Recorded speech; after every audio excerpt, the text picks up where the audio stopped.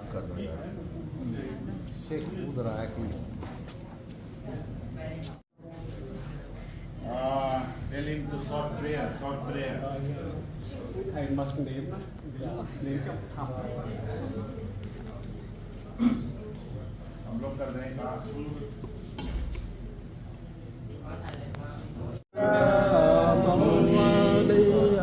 Phật Nam mô Bổn Sư Thích Ca Mâu Ni Phật Nam mô Bổn Sư Thích Ca Mâu Ni Phật.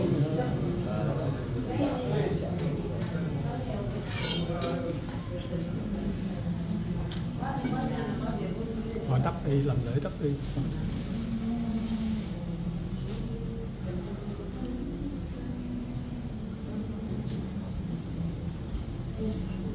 Itipiso Bhagava Arahang Samma Sambuddho Teja Charana Sampanna Sukhato Lokavidu Anuttaro Purisa Dhamma Sarathi Sattva Deva Manusanam Buddho Bhagavati Sakkato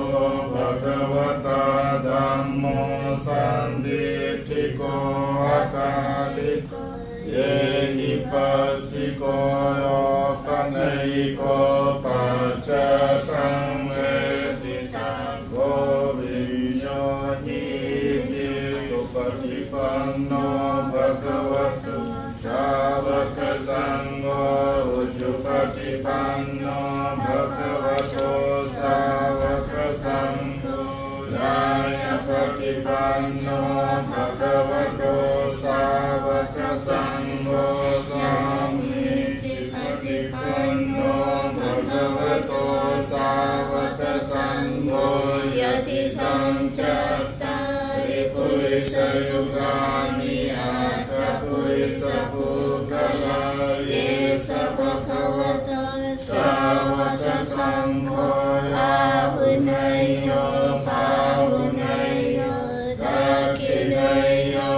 Anjali Karaniyo Anuttaram Uyyam Ketam Lokasati Karaniyam Akakusalena Yantam Santam Padam Gavisamecha Sakko Ujuja Sujuja Suvachocha Samudu Anatimani Santosakocha Suvanucha Yapakicho Chasalahukavoti Santindriyo Chanipakocha Kapagapo Kulesu Ananukito Nachakutam Samujare Kinchiyena Viyo Pare Upavadeyo Sukhin Vakemino Honto Shabbe Sattha Bhavantu Sukhita Eke Chipana Bhutati Tasavata Vayanavase Sadhikavaye Manta Majimara Saka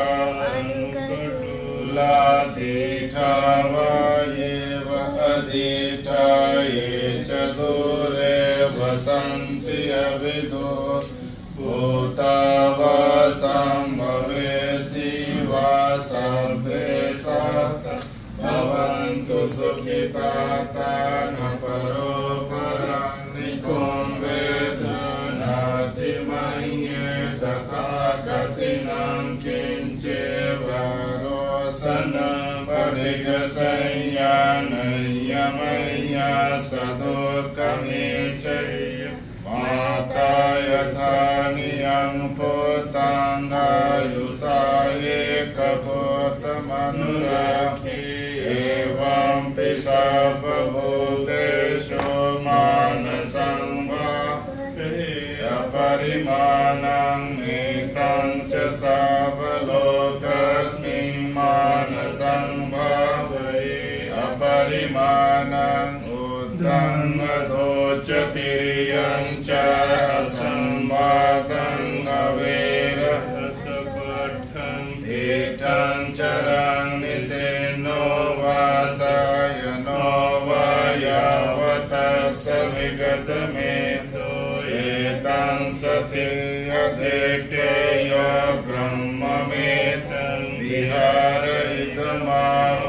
ติเตจยานุภกัมมสีลวัตตัสสะเนนะสัมปันโนกาเมสุนายโยเกนิยาตุกัปปเสโยปุลเรติสัพพิติโยวิวาจันโตสัพพโรโควินาศโตมาเตภวันตันตรายโยสุขีติกายุโกภวายอภิวาทนาสีลสุนิจโมทาปจายโนจัตตารโอธัมโมวัฏันติอายุวันโนสุขังบาลังภวตุสัพพมังคลังรักขันตุสัพพเทวตาสัพพพุทธานุภาเว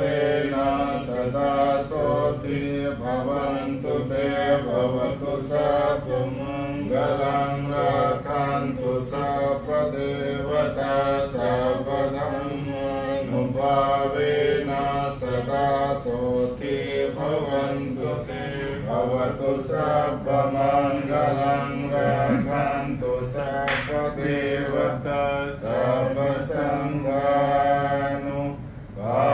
เวนะสตาโสติภวันตุเต สาธุสาธุ อาซิดา Khu viên đạo tràng Bồ Đề sau khi các sư đã làm lễ tại Đại Tháp Giác Ngộ và ngồi gốc cây Bồ Đề, sau đó các sư di chuyển ra phía sau. Trong khu viên này cũng có gốc cây Bồ Đề rất là đẹp quý vị. Đây chúng tôi sẽ quay toàn cảnh cho quý vị coi nha.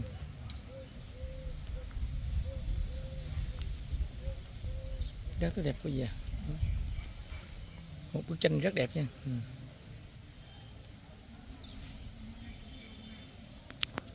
Một bức tranh rất đẹp quý vị.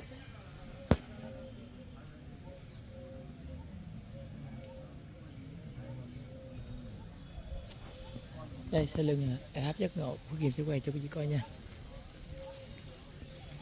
Khuôn viên này là khuôn viên Tháp Giác Ngộ. Đây.